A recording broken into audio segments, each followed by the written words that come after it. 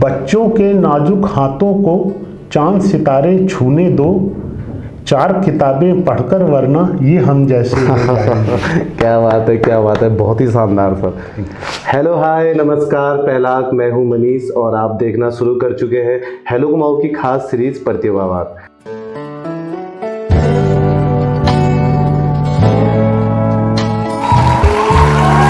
प्रतिभावान की खास सीरीज में आज के खास एपिसोड में हमारे साथ है वरिष्ठ प्रशिक्षक, अंतर्राष्ट्रीय रेफरी और खिलाड़ी, 2 बार एशियन चैंपियनशिप में जिन्होंने भारत का प्रतिनिधित्व किया और साथ ही 5 बार राष्ट्रीय स्वर्ण पदक विजेता। मेरे साथ मौजूद है मेरे स्टूडियो में श्रीमान नरेश कुमार तल्लेजा जी। नमस्कार सर, बहुत बहुत स्वागत है सर। मार्शल आर्ट्स की अंतर्राष्ट्रीय संस्था CMA स्पोर्ट्स फाउंडेशन दिल्ली द्वारा उत्तराखंड के वरिष्ठतम प्रशिक्षक, अंतर्राष्ट्रीय रेफरी एवं खिलाड़ी Naresh Kumar Talreja 6th Dan black belt को राष्ट्रीय मार्शल आर्ट एक्सीलेंस अवार्ड 2023 से सम्मानित किया जाएगा।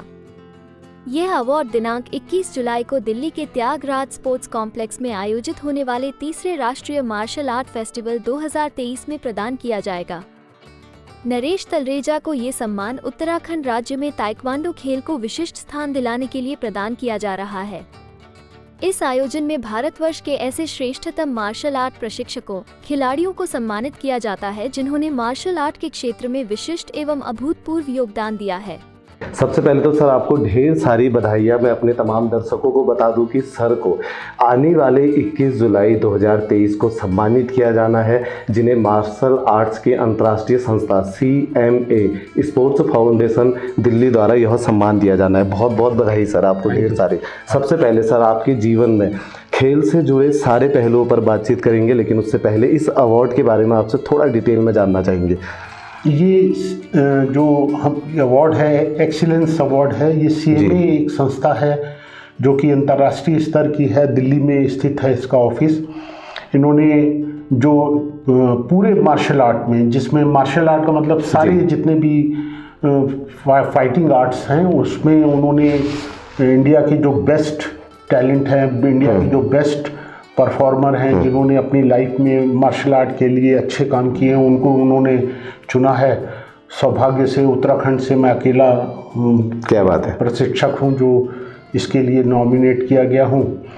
और 21 तारीख को ये अवार्ड मिलेगा त्यागराज स्टेडियम में। इन्होंने बड़े लेवल पे प्रोग्राम किया हुआ है उन्होंने, और अब उम्मीद है कि वहाँ से आता के और चीज़ें अच्छी होंगी। बिल्कुल बिल्कुल सर। और मैं तो ये समझता हूँ कि पूरे प्रदेश के लिए ये बड़ी गर्व की बात है कि आप उत्तराखंड प्रदेश से हैं और इस वक्त वर्तमान में सर रानीखेत में रहते हैं। सर आपसे मैं जानना चाहूँगा कि जैसा कि मैं देख रहा था कि आपने 2 बार एशियन चैम्पियनशिप में भारत का प्रतिनिधित्व किया है, तो उत्तराखंड के लिए तो गर्व की बात है ही, लेकिन आपने कैसा महसूस किया जब आप भारत का प्रतिनिधित्व कर रहे थे?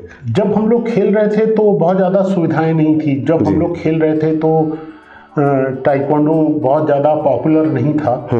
अब ईश्वर की कृपा है और थोड़ा खिलाड़ियों की उपलब्धियां हैं, जिसकी वजह से ये खेल उत्तराखंड का जो सबसे अच्छे खेलों में से एक, जिसमें उत्तराखंड को मेडल मिलते हैं, उसमें शुमार हो गया है। काफ़ी अच्छे अच्छे खिलाड़ी आ गए हैं। तब जब मैं खेलता था, मैंने 92 में मलेशिया में 10वीं एशियन चैम्पियनशिप खेली, 94 में फिलीपींस में 11वीं एशियन चैम्पियनशिप खेली। तब इतनी सुविधाएं नहीं थी, लेकिन ये एक जुनून था, एक मन में ये था कि भाई खेल के प्रति जो उत्साह था, लगन थी, डिवोशन था, वो बहुत प्रेरित करता था खेलने के लिए। अभी तक सर आप, अगर मैं राष्ट्रीय स्तर या फिर अंतर्राष्ट्रीय स्तर की बात करूं तो कितने बार प्रतिभाग कर चुके हैं? एशियन चैम्पियनशिप 2 बार खेली है मैंने जी, और 5 बार का राष्ट्रीय स्वर्ण पदक जीतने का क्या बात है जो है सौभाग्य मिला है जी। और स्टेट करीब 14-15 गोल्ड मेडल स्टेट के हैं। और फिर जब एक उम्र के बाद जब खेलना छोड़ा तो फिर ये लगा कि अब अपनी ट्रेनिंग देते हैं, खिलाड़ियों को तैयार करते हैं। तब से उत्तराखंड में लगे हुए हैं और तो उत्तराखंड के खिलाड़ियों को ट्रेनिंग कराने के लिए अब काफ़ी खिलाड़ी, जिसमें अब हम लोगों के लिए सौभाग्य की बात है कि जो हमारे सुरेंद्र भंडारी है, जिन्होंने बुसान एशियाड में ब्रॉन्ज मेडल जीता। हाँ जी। वो भी हम लोगों के यहीं अल्मोड़ा के खिलाड़ी हैं। अच्छा। तो जब मैंने यहाँ रानीखेत में शुरू किया तो अल्मोड़ा ताइक्वांडो एसोसिएशन में हम लोगों ने बनाई, मैं उसका सेक्रेटरी था जी, अभी भी हूँ फिलहाल। तो उसमें वहाँ जो ट्रेनिंग दिया तो वहाँ अल्मोड़ा में भी ट्रेनिंग कराते थे, वहाँ पर भी एक कोच को डिप्यूट किया था। तो उसका परिणाम ये मिला कि हम लोगों को बुसान 2004 में जो एशियाड हुए उसमें हम लोगों को ब्रॉन्ज मेडल मिला। आज उत्तराखंड में अनेक खिलाड़ी ऐसे हैं जिन्होंने राष्ट्रीय अंतर्राष्ट्रीय स्तर पर प्रदेश का नाम उज्ज्वल किया है। नाम उन्होंने जो चीज़ें जीती हैं, गोल्ड जीते हैं राष्ट्रीय और अंतर्राष्ट्रीय स्तर पर, वो हमारे लिए गर्व की बात है। बिल्कुल बिल्कुल। और किसी ने बड़ी सही बात कही है कि मेहनत इतनी खामोशी से करो कि आपकी सफलता शोर मचा दे, और आपकी सफलता ने तो कुछ इस प्रकार शोर मचाया है कि आज प्रदेश का ये एक प्रमुख खेल बन गया है, जैसा कि अभी आपने बताया। सर, आपसे मैं जानना चाहूँगा, अभी आपने थोड़ी देर पहले बातचीत में बताया था कि जिस वक्त आप ताई कमांडो के लिए बात कर रहे थे उस वक्त 91 की आप शायद बात बता रहे थे, तो उस वक्त लोग कराटे समझते थे लेकिन ताई कमांडो को नहीं समझते थे। कितनी मशक्कत करनी पड़ी इसे समझाने के लिए? ताइक्वांडो थोड़ा जो है नया नाम था, नया टर्मिनोलॉजी थी, लोग जूडो और कराटे के नाम से थोड़ा फेमिलियर थे। ताइक्वांडो कम्पैरेटिवली लोगों के लिए बिल्कुल नया शब्द था। जब मैं आया तो यहाँ ताइक्वांडो के बारे में लोगों को बिल्कुल जानकारी नहीं थी जी। तो शुरू में जब मैं लोगों को बताता था कि मैं ताइक्वांडो का चैंपियन हूँ, ताइक्वांडो का खिलाड़ी हूँ और मैं ट्रेनिंग कराना चाहता हूँ, तो मुझे ताइक्वांडो के बारे में बताना पड़ता था कि ताइक्वांडो क्या है, कैसे वो कराटे से अलग है, जूडो से क्या उसका डिफरेंस है। उनको फिर परफॉर्म करके दिखाया जाता था, अलग अलग स्कूल में डिमॉन्स्ट्रेशन किया करता था मैं जी। उनको बताया जाता था कि हम लोग ताइक्वांडो में पैरों का ज़्यादा इस्तेमाल करते हैं। हाँ। किक्स का जो है इसमें वेरिएशन इतना है कि वो एक बहुत आकर्षण है, उसकी वजह से ये बहुत अट्रैक्टिव है। तो धीरे धीरे एक स्थिति ऐसी बनी कि फिर लोग जानने लगे। अब जो फिर मेरे हाँ। जो ट्रेनिंग किए हुए जो लड़के थे, बाद में वो फिर जब कोचेस बने तो उन्होंने दूसरी जगहों पे जा कर के भी ट्रेनिंग शुरू किया। तो धीरे धीरे अब उसका रिजल्ट आज ये है कि पूरे उत्तराखंड में मोर और लेस जहाँ पर भी आप देखेंगे वो कहीं ना कहीं वो मुझसे जुड़े हुए या मेरे स्टूडेंट्स ही वहाँ पर आजकल ट्रेनिंग कराते हैं। तो अब ये खेल बहुत अच्छा बढ़िया तरीके से उत्तराखंड में। आपसे सर जानना चाहूँगा मैं कि आपके जीवन में ये किस्सा कब जुड़ा ताई कमांडो का? मैंने इसको शुरू किया 1986 में। अच्छा। वहाँ उसके पहले मैं कराटे करता था, ताइक्वांडो से पहले मैं कराटे से जुड़ा हुआ था। 1982 से मैं कराटे से जुड़ा हुआ था। ऑलमोस्ट 35 इयर्स का करियर हो चुका है करीब। हाँ, ये 90s में यहाँ आ गया था तो लगभग 33 साल तो रानीखेत में ही हो गए, उत्तराखंड में ही 33 साल गुजर गए। उसके पहले करीब 4 साल ताइक्वांडो किए, फिर उसके पहले कराटे करते थे। तो अब जो ताइक्वांडो में जब से आए, वो जिस तरीके का एक आकर्षण है, जिस तरीके का एक खिंचाव है इस खेल के प्रति, वो बना रहा, वो आज तक कायम है। अब मेरा बेटा इस परंपरा को आगे बढ़ा रहा है। हेलो कुमाऊँ की रिसर्च टीम ने जब आपके बारे में रिसर्च करी तो हमें एक बात पता चली कि आप मूल रूप से पहले इलाहाबाद में रहते थे। तो ये बड़ा हमें इंटरेस्टिंग लगा कि इलाहाबाद से रानीखेत आना कैसे हुआ? डेस्टिनी होती है, एक तरीके की डेस्टिनी है। एक मेरे दोस्त हुआ करते थे अल्मोड़ा में, उनसे मिलने आया था और फिर यहाँ पहाड़ बहुत अच्छे लगा कि पहाड़ पे ही रहते हैं। वहाँ पर किसी एक लड़के ने कहा कि रानीखेत बहुत अच्छी जगह है, आप यहाँ वहाँ पे आप शुरू कीजिए। यहाँ आए और यहाँ पर ट्रेनिंग शुरू की और फिर यहीं पर आकर के यहीं के हो गए। क्या बात है। आज के समय में सर अगर हम देखते हैं कि आप जिस दौर की बात कर रहे हैं उस दौर में खेल को काफ़ी प्राथमिकताएं दी जाती थी। उस वक्त हम इंगेज नहीं थे अन्य मोबाइल्स वगैरह में, लेकिन आज की यूथ को हम देख रहे हैं कि वो मोबाइल में ज़्यादा इंगेज है। तो उन्हें क्या टिप्स देना चाहेंगे आप? ये बिल्कुल सही बात है कि पहले जो जितना फिजिकल एक्सरसाइज के लिए एक अवेयरनेस थी, आज कंपैरेटिवली कम हो गई। पढ़ाई का बोझ ज़्यादा हो गया है। कंप्यूटर ने, मोबाइल ने, विशेषकर मोबाइल ने थोड़ा चीज़ों को बदल दिया है। आज बच्चा जो है वो घर में रह करके मोबाइल के प्रति ज़्यादा जुड़ा हुआ है। तो जो अभी आज के पेरेंट्स हैं उनको ये धीरे धीरे एहसास होने लगा है कि फिज़िकल एक्टिविटी के बगैर अगर आप अपने बच्चे की ग्रोथ कर रहे हैं तो वो पूरी टोटल ग्रोथ नहीं हो रही है जी। कहीं ना कहीं उनकी जो शारीरिक क्षमताओं में विकास नहीं हो रहा है, उससे उनके लिए बाद में जाकर के परेशानियां बढ़ रही हैं। मानसिक रूप से बच्चा बड़ा होकर के अब उतना स्वस्थ नहीं हो पा रहा है, दिक्कतें हो रही हैं, परेशानी हो रही है। तो एक अवेयरनेस तो आ रही है, लेकिन अभी भी उतनी गुंजाइश है उसमें। अभी थोड़ा लगता है कि चीज़ें और अच्छी होनी चाहिए। तो यहाँ पे मैं अनुरोध करूँगा कि जो भी मेरे इस प्रोग्राम को देख रहे हैं, जो भी गार्जियंस, जो भी पेरेंट्स, जो भी बच्चे देख रहे हैं, फिज़िकल एक्टिविटी में ज़रूर इन्वॉल्व होइए, अपने बच्चों को इन्वॉल्व कीजिए। जो बच्चे हैं वो खुद अपने आप को फिज़िकली इन्वॉल्व करें। कोई भी खेल खेलें, ये ज़रूरी नहीं कि ताइक्वांडो हो जी।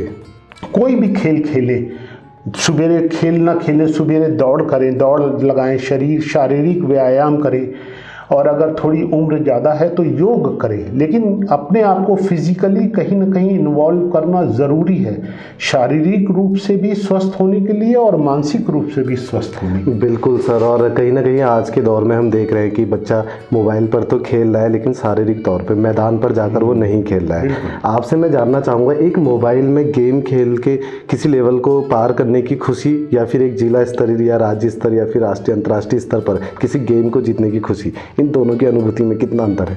कोई तुलना नहीं है। जो देखिए, एक कंप्यूटर पे बैठ करके या मोबाइल पे बैठ करके अगर आप कोई खेल को जीत लेते हैं और वास्तविक रूप से मैदान में जा करके उस खेल को जीतना, उसमें ज़मीन आसमान का अंतर है, उसकी अनुभूति का ही अंतर। आप शब्दों में उसको वर्णित नहीं कर सकते हैं।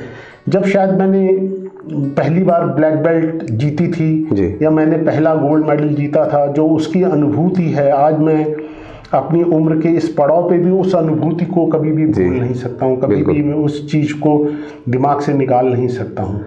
वो उसकी तुलना इस कंप्यूटर वाले खेल से, इस मोबाइल वाले खेल से कभी की ही नहीं जा सकती। इंटरनेशनल लेवल पे जब खिलाड़ी कोई गोल्ड मेडल जीतता है तो जो जैसे गोल्ड मेडल, सिल्वर मेडल और ब्रॉन्ज मेडल, 3 मेडल होते हैं। जो गोल्ड मेडल होता है तो जब उसकी हम लोगों की मेडल सेरेमनी होती है तो उसमें जो गोल्ड मेडलिस्ट होता है उसके देश की उसका देश का राष्ट्रगान बजता है। क्या बात है। अच्छा सर, एक बतौर कोच आपसे एक टिप्स लेना चाहूँगा आज की तमाम यूथ के लिए। आज हम देखते हैं कि एक वक्त था जब बच्चे समय पर उठ जाया करते थे, आज हम देखते हैं कि 10 बजे 9 बजे बच्चे उठ रहे हैं। ऐसे में कब वो खेलेगा, कब वो दौड़ेगा, कैसे वो जल्दी उठना सीखे? मोटिवेशन, पेरेंट्स का मोटिवेशन इसमें बहुत ज़रूरी है। पेरेंट्स का उसमें इनिशिएटिव लेना बहुत ज़रूरी है। बच्चा है वो अभी उतना वो समझ नहीं पा रहा है कि क्या उसके लिए अच्छा है, क्या उसके लिए बुरा है जी। पेरेंट्स अपने अनुभव से, उनको लगता है कि अगर मेरा बेटा 9 बजे उठ रहा है वो जायज़ नहीं है, वो ठीक नहीं है, उसको सवेरे उठ करके थोड़ा फिजिकल एक्सरसाइज करनी चाहिए। तो वो अपने बच्चों को मोटिवेट करें और उस मोटिवेशन का फ़ायदा बच्चों को होने दें। इसके लिए पेरेंट्स की ये ज़्यादा जिम्मेदारी है कि वो अपने बच्चे के लिए इस तरीके का वातावरण बनाएं जिसमें वो अपने आप को फिजिकली एक्सरसाइज करके अपने आप को स्वस्थ कर सके, फ्यूचर के लिए भी, वर्तमान के लिए भी। और पेरेंट्स के लिए भी एक मोटिवेशन आपसे चाहूँगा सर। आज पेरेंट्स अपने बच्चों को अच्छी एजुकेशन दे रहे हैं ताकि भविष्य में भी को अच्छी जॉब हासिल कर पाए, लेकिन अगर हम खेल की, स्पोर्ट्स की अगर बात करें तो कहीं ना कहीं थोड़ा पेरेंट्स भी पीछे की ओर हट जाता है। तो पेरेंट्स को क्या मोटिवेशन देना चाहेंगे कि अपने बच्चों को स्पोर्ट्स में के प्रति भी रुचि रखिए? बिल्कुल, आप पढ़ाई पे ध्यान दें, पढ़ाई बहुत ज़रूरी है, इसमें कोई दो राय नहीं है। मैं स्पोर्ट्स से जुड़ा हुआ आदमी हूँ और एक प्रशिक्षक होने के नाते, मैं खेल का प्रशिक्षक होने के बावजूद ये कहता हूँ कि पढ़ाई के प्रति आपका जो ध्यान है वो ज़रूरी है, लेकिन आप अपने बच्चे को खाली पढ़ाई पर ध्यान मत दिलवाइए, उसको फिजिकल एक्टिविटी पर भी उसका ध्यान रहे, इस बात के लिए प्रयास कीजिए। अगर वो फिजिकली नहीं अपने आप को इन्वॉल्व कर रहा है, कोई भी एक्सरसाइज नहीं कर रहा है, कोई भी गेम नहीं खेल रहा है, तो उसका संपूर्ण विकास नहीं हो रहा है। और एक अभिभावक होने के नाते, पेरेंट्स होने के नाते आपकी ये जिम्मेदारी है कि आप अपने बच्चे का संपूर्ण विकास करें। अभी से कुछ समय पहले एक किस्सा सर मुझे याद आ रहा है कि हेलो कुमाऊँ जब हमने मीडिया संस्थान स्थापित किया था, कुछ स्पोर्ट्स से रिलेटेड भी हमने एपिसोड लिए थे। तो एक लड़के का एपिसोड लिया था और उसके बाद मैं मार्केट में टहल रहा था तो एक दूसरा लड़का मेरे पास आया और उसने आकर बोला कि सर मैं तब से स्पोर्ट्स की तैयारी कर रहा हूँ, इससे पहले ऐसा कोई मीडिया संस्थान यहाँ पर नहीं था जो आके हमारा वेलकम करे, स्पोर्ट्स का के खिलाड़ी का वेलकम करे। तो उसने कहा मैं तैयारी कर रहा हूँ और मुझे मतलब वहाँ पहुँचना है कि एक दिन मैं वापस आऊँ और आप लोग मेरा वेलकम करें। तो हेलो कुमाऊँ के लिए क्या कहना चाहेंगे? बहुत बढ़िया। नहीं, आप लोगों का जो प्रयास है वो सराहनीय है, बहुत ही बढ़िया प्रयास है। आप लोगों की वजह से एक अवेयरनेस है, लोगों के प्रति जागरूकता है, लोगों में आपके द्वारा किए गए जो कार्य हैं, आपके द्वारा जो इनिशिएट किए गए कार्य हैं, उसका कहीं ना कहीं समाज में एक इम्पैक्ट है। तो आप लोग बधाई के पात्र हैं। पूरी आपकी जो हेलो कुमाऊँ की टीम है वो बधाई की पात्र है। आप लोगों ने जो काम किया है उसके लिए आप लोगों को हमेशा हमेशा साधुवाद है और आप लोग आगे भी भविष्य में भी इस काम को करते रहें और अच्छे ढंग से और बढ़िया ढंग से इस काम को करें, इसके लिए मेरी शुभकामनाएं। आपके सर व्यक्तिगत जीवन पर अगर थोड़ी सी बातचीत करूँ तो ताइक्वांडो तो आप कर ही रहे थे, इसके साथ साथ हमें पता चला है कि आप थोड़ा बहुत शेर व शायरी का भी शौक़ रखते हैं। तो ऐसा कोई शायरी या फिर ऐसा कोई शेर हो जाए जो आज की यूथ के लिए बिल्कुल मोटिवेशन हो जाए?